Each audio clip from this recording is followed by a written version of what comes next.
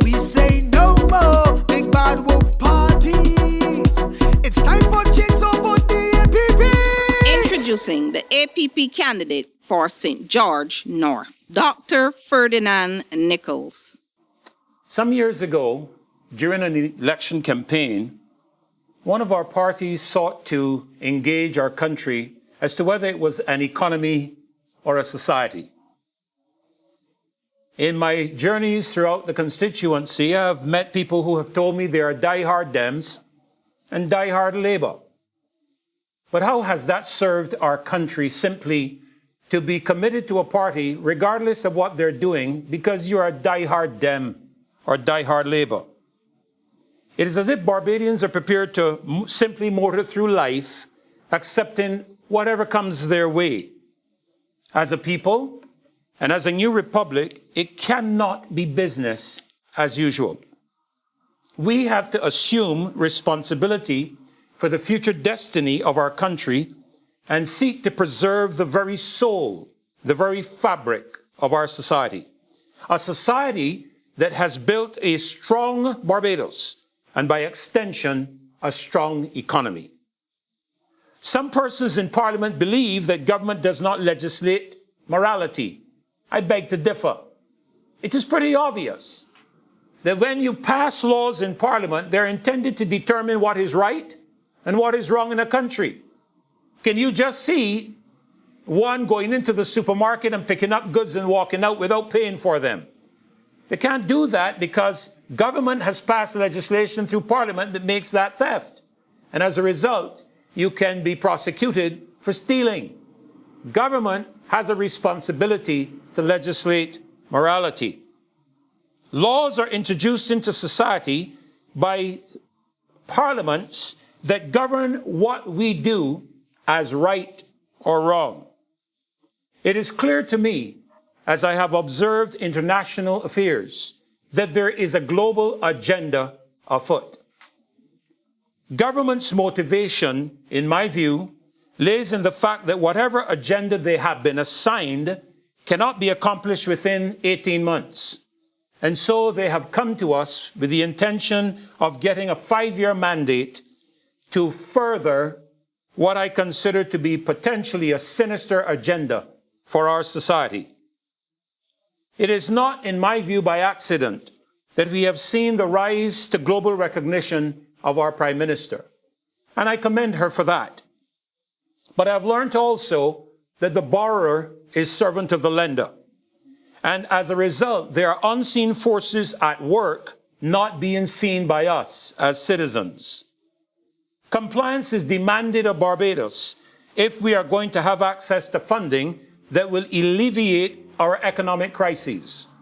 Allow me to inform you of a UN position that has significant ramifications for our country, Barbados, and the access to funding. A UN resolution on election integrity was sponsored by the United States and was adopted in the United Nations by consensus. That means without a vote. Sound familiar? By the UN General Assembly.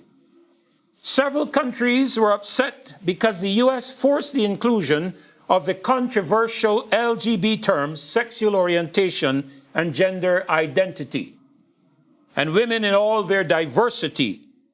In addition to the SOGI, the latter term is opposed by conservative nations because it is known to be euphemistic in its way of referring to women of diverse sexual orientation and gender identity, and to also encompass men who identify as women, that is, transgender women. We aren't aware of any country that screens individuals before they vote to determine their sexual orientation or gender identity.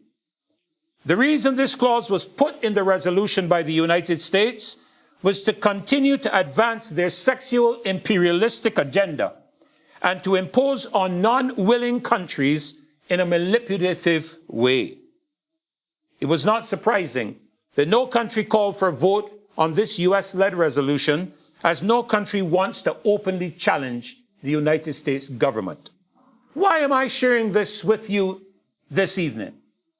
Because we are told by diplomats that since the United States is the largest donor to many developing countries, many nations felt they could not stand up to the United States. Most persons have no idea that the U.S. regularly bullies, bribes, and blackmails developing countries into accepting anti-life and anti-family policies at the UN and elsewhere. It is now therefore easy to see the connection between a society and an economy. If small islands developing states refuse to comply with the demands of the UN imposed by so-called consensus, then funding becomes inaccessible. Have you got it? If you don't pass particular legislative perspectives, you will not access funding. Barbados seems to be accessing a lot of funding. For years, we have held to the idea that when America sneezes, we catch the cold. But we are a sovereign nation, and we will not bend our knees to the whims and fancies of any international government seeking to impose its views upon us because they have the money. We have just severed the vestiges of our colonial past, and we will not now submit ourselves to another form of colonial slavery simply by changing colonial masters. If we wish to go forward as a new republic, while maintaining the fundamental values and fabric of a society that has made us a great nation, then it may require vigorous and strong action at the ballot box to remove from office this administration to prevent this nefarious and dangerous order being imposed upon us, unknown to us, by a global elitist group that has managed to get its hands on our leadership and now seeks to impose upon us their values that do not reflect who we are as a society. To prevent this agenda from being successful, I call upon every sober-minded Barbadian to get out and vote for the preservation of the soul of our country, of our society, and by extension, our economy. In my view, this is the most critical election that we have ever had in the history of this country. For in it and through it, we will determine whether we will be again assigned to another colonial master, or whether we will cut the vestiges and grave clothes of our colonial past and forge a brand new future for our young republic. To this, I urge you, my fellow Barbadians and fellow family and members of the St. George North constituency, please follow your heart, follow the truth, and vote for the Alliance Party for Progress in this upcoming general election on the 19th of January, 2022.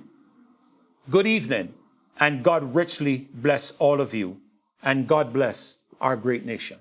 We rocking with the